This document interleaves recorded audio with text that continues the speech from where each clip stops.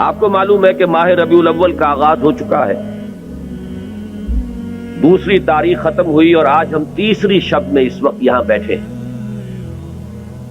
یہ ماہ مبارک حضور صلی اللہ علیہ وسلم کی سیرت مطہرہ سے ایک بڑا گہرا تعلق رکھتا ہے۔ حضور کی ولادت باسعادت بھی اسی ماہ مبارک میں ہوئی، اگرچہ تاریخ کے بارے میں اختلاف ہے۔ حضور کا انتقال بھی اس ماہ مبارک میں ہوا، اور وہ متفق علیہ تاریخ ہے 12 ربیع الاول اصل میں حضور کا یوم وفات ہے، اور اکثر محققین کی رائے یہ ہے کہ آپ کا یوم ولادت جو ہے وہ 9 ربیع الاول ہے۔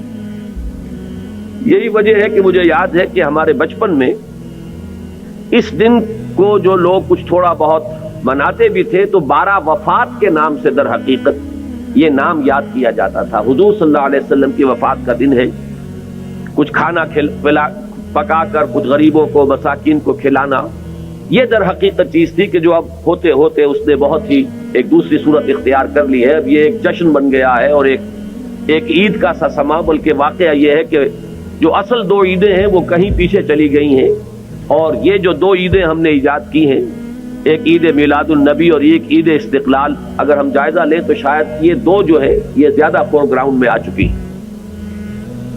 لیکن یہ کہ جہاں تک آپ کی ولادت اور آپ کے وفات کا اس ماہ مبارک میں ہونا ہے وہ ثابت ہے۔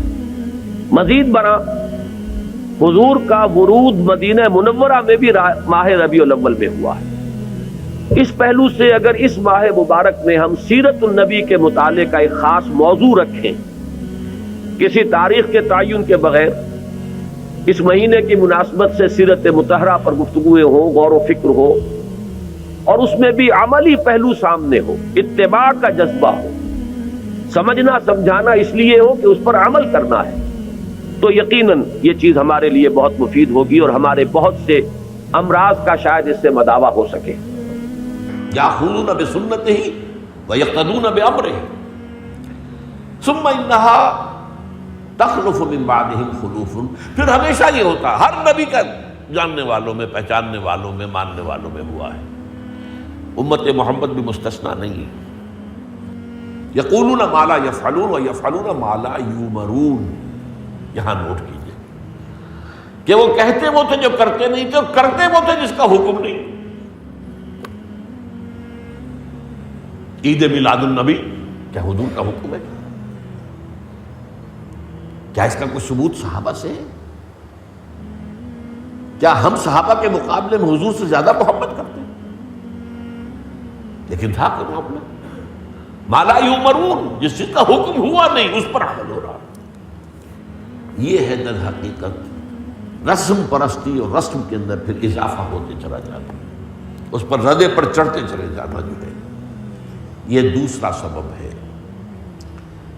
اور اس کا ایک نتیجہ جو نکلتا ہے وہ اسی پر بات ختم کروں گا، اگرچہ ایک اور حدیث جو ہے اس موضوع پر بہت اہم ہے۔ نتیجہ کیا نکلتا ہے؟ جہاں بدعت آئے گی سنت رخصت ہو جائے گی۔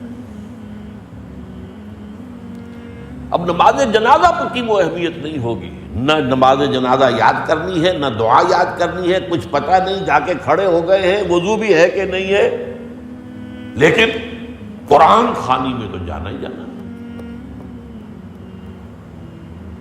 یہ کیوں ہوتا ہے؟ ورنہ یہ کہ نماز کی اہمیت ہوتی، نماز جنازہ کی، آپ اگرچہ عربی نہیں آتی لیکن ترجمہ تو اس دعا کا یاد کر لینا کوئی مشکل کام نہیں ہے، تاکہ کھڑے ہوں دل سے دعا مانگے۔ تو جہاں بدعت آئے گی وہاں سنت جو ہے اس کی حیثیت کم ہو جائے گی، اس کا استخفاف ہوگا یا غائب ہو جائے گا۔